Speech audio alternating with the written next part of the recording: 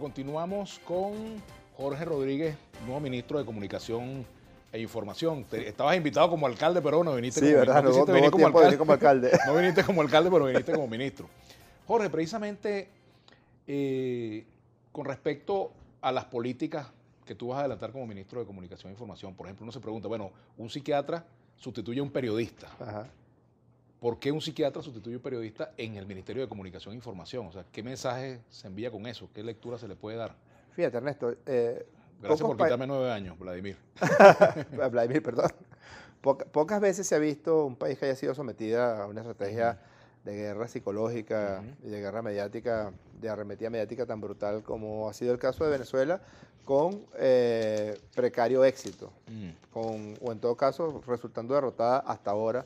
Esas estrategias de guerra psicológica y de guerra mediática le funcionaron muy bien en Egipto, le funcionaron muy bien en Libia, le funcionaron muy bien en Siria, en Irak, en Afganistán, en Ucrania, pero con Venezuela siempre ha venido chocando con la realidad del pueblo de Venezuela, que además mantiene de forma permanente su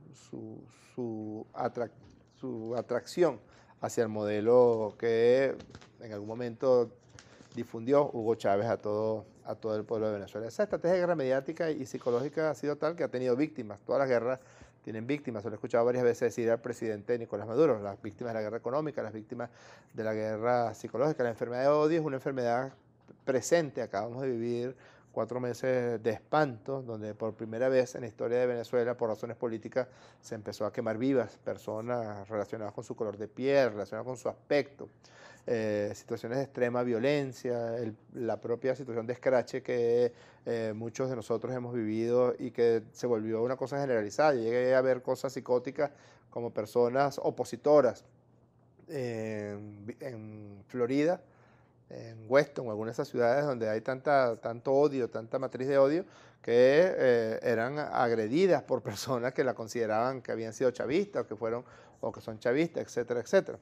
Yo creo que ese aspecto... O gente agrediendo diputados de la Asamblea Nacional, por ejemplo. Sí, cualquier forma... Porque no está en un solo lado el problema. Cualquier forma de violencia, pero queda claro que quien tiene ahorita la intención o el ejercicio de la violencia como forma de hacer política son algunos sectores de la derecha venezolana. Diariamente lo mencionaban en sus partes de guerra, que no eran ruedas de prensa, eran verdaderos partes de guerra, señalaban cuáles calles trancar, señalaban que estaba bien el uso de la violencia, la guarimba, etcétera, etcétera. Creo que es importante también que empiece a modificarse la visión particular que tiene los ciudadanos del mundo, por ejemplo, sobre Venezuela, que no conocen otra realidad que no sea la realidad de las agencias de noticias, de las agencias de prensa. Pareciera que este fuera un país en guerra, que este fuera un país completamente devastado, completamente sitiado, y eso tiene una intención particular, la intención que ya había mencionado el jefe del Comando Sur hace bastante tiempo, el general Kelly, cuando dijo que ocurrida la crisis humanitaria en Venezuela, Estados Unidos no dudaría en actuar de forma militar para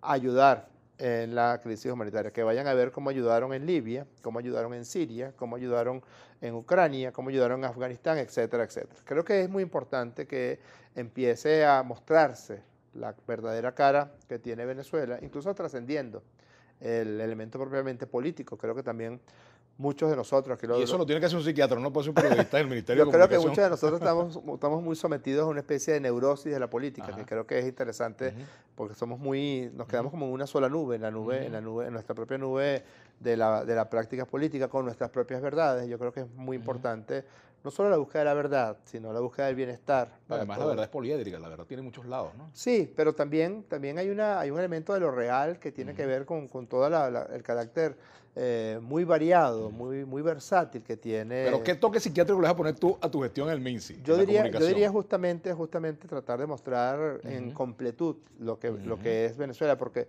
me viene de una cosa que me surgió con algunos amigos que vinieron del exterior y me decían, yo jamás, primero que vinieron con cierto temor, porque le habían dicho que había guerra, le habían dicho que había crisis humanitaria, les habían dicho que la dictadura feroz de Nicolás Maduro, y una de las cosas que me dijeron, hay un diario que se llama El Nacional, es clandestino, me lo dijeron un poco irónicamente, si es que el diario Nacional era clandestino, yo le dije, es semiclandestino porque el tiraje es muy bajo, ha venido bajando de manera acelerada, porque eso no es un periódico realmente ya, eso es un órgano de... Claro, también la Corporación Maneiro entrega papel discrecionalmente según denuncian los editores. Y algunos medios han cerrado, por ejemplo, tal cual. Pero estarás de acuerdo conmigo tú y yo que ambos colaboramos en ese tipo de medios, que el Nacional no es lo que era el Nacional de la década del 80, la década del 90, no, ni remotamente. Es un órgano para la agresión, para el lapidamiento de seres humanos a través de líneas que tú y yo sabemos bien quién las Bueno, escribe, y quizás, y el chico, ni correlato tú ni moral yo de somos esa los que éramos en los persona. 90, ¿no? La gente ¿Cómo? cambia, las cosas cambian. Digo, que ni tú ni yo somos los que éramos en los 90, las cosas cambian Sin mucho, duda, ¿no? pero lo que sí queda claro es que si una persona promueve la violencia, promueve la agresión, promueve la maldad, promueve el lapidamiento de otro ser humano, o sea, no Fíjate, podemos hacernos te voy a todos hacer una pregunta responsables, que es tiene que ver responsable con, quien lo haga. te voy a hacer una pregunta que tiene que ver con tu profesión un poco, porque con lo que estamos diciendo podemos meternos en otros terrenos. Yo no soy experto en ese tema, pero te preguntaría, ¿la sociedad venezolana necesita psicoterapia, por ejemplo? ¿Necesita psicoterapia? ¿Necesitamos los venezolanos una psicoterapia? Me voy a salir de mi condición de Nobel ministro De de comunicación. comunicación para tratar de conversarte en términos como más teóricos, ¿no? Ujú.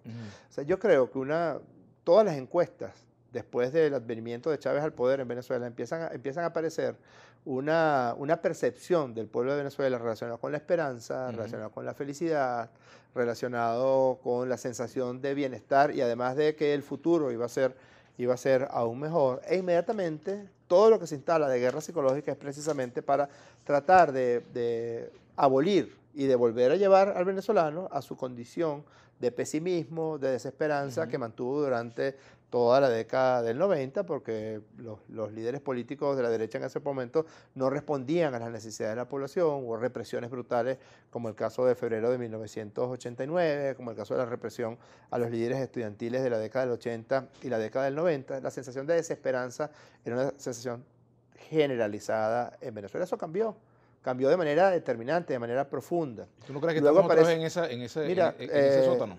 si fuera verdad lo que tú dirías, no hubiéramos ganado las elecciones de gobernadores como las ganamos. Es una de las victorias más contundentes que ha tenido el chavismo en la historia electoral de los últimos años. 18 gobernaciones, 11 puntos de ventaja en el voto nacional. Decían que estábamos promoviendo la abstención porque la abstención nos iba a favorecer y no fue así. Fue una abstención superior a la que hubo en las elecciones de gobernadores del 2012, 61,4%.